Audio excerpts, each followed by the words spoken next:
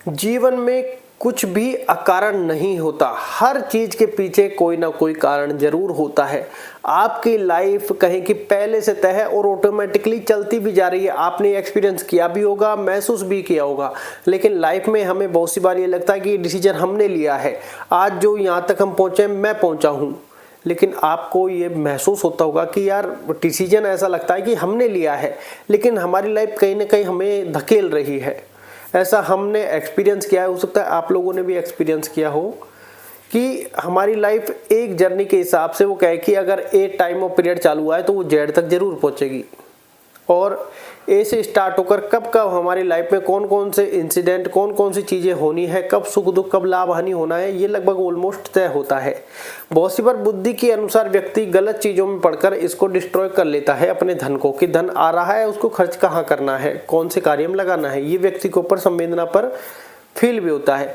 लेकिन अब हम अपनी लाइफ में देखते हैं कि हम कितने डिसीजन लेते हैं, क्या हमने डिसीजन लिया है। देखिए दोस्तों, लाइफ में हो सकता है कुछ डिसीजन हम भी लेते हो, लेकिन मैंने एक पर्सनल एक्सपीरियंस किया है, वही आपके साथ शेयर करूंगा कि क्या सारे डिसीजन हम ले रहे हैं, या फिर कहीं की लाइफ के एक तय समय पर, या फिर कहीं के एक मोड़ पर हम अपना डायरेक्शन ऑटोमेटिक स्विंग कर लेते हैं, या फिर कहीं की प्रकृति ऑटोमेटिक उस डायरेक्शन में हमें मोड़ देती है जिस डायरेक्शन में हमें जाना होता है। फिर कहीं की जिस गंतव्य तक हमें पहुंचना है, अगले जो टारगेट है उस तक पहुंचना है, वहां तक व्यक्ति कहीं की प्रकृति ऑटोमेटिकली नियति सेट कर देती है।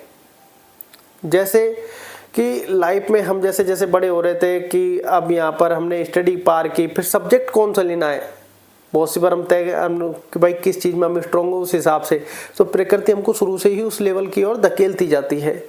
बहुत से लोगों के लाइफ में काफ़ी सारी चेंजेस जाते हैं, बहुत से लोग काफ़ी चीज़ें चेंज करते हैं अपनी लाइफ में, तो प्रकृति वो धक्के जहाँ जहाँ खाना लिखा है खिलाती है। अब इसको कैसे समझते हैं? देखिए दोस्तों, हमें लगता है ऐसा है कि हम कर रहे हैं, लेकिन वो माया का प्रभाव इतना प्रभावशाली है कि कुछ भी अकारण नहीं होता, आपको आपके गंतव्य तक पहुंचाया जाएगा। अब ये जो आपके जीवन में सुख दुख चल रहे हैं आपको भोगने के लिए मिले हैं, इनको आपको भोगना है। अगर आपने अपने मन पर विजय प्राप्त कर ली तो आप माया के प्रभाव से हट जाएंगे। आपने इंद्रियों को और अपने वश में कर लिया और आप मन के प्रभाव से बाहर निकल गए तो आप माया के प्रभाव से निकल जाएंगे। फिर आपको हर चीज़ नश्वर ही नजर आएगी कि यार, फिर आपको अपनी देह से भी प्यार नहीं होगा और सारी चीज़ सुंदर ही सुंदर दिखाई देंगी। अब आप अपनी लाइफ में महसूस भी करते होंगे कि आप चाहकर कुछ नहीं कर पा रहे हैं और कुछ नहीं कर रहे हैं, फिर भी बहुत कुछ हो जाता है। लेकिन आपको इस बीच की कड़ी में, जैसे ए से लेकर बी तक पहुंचना है, आपको ए फिक्स है, बी भी फिक्स है होगा, आपको उस डायरेक्शन में धकेल भी दिया गया है। अब बीच के धक्के हैं, यहाँ पर आपकी छिपी है मेहनत, कि आपको मेहनत करनी है, यहाँ आपको अपना कर्म करना है।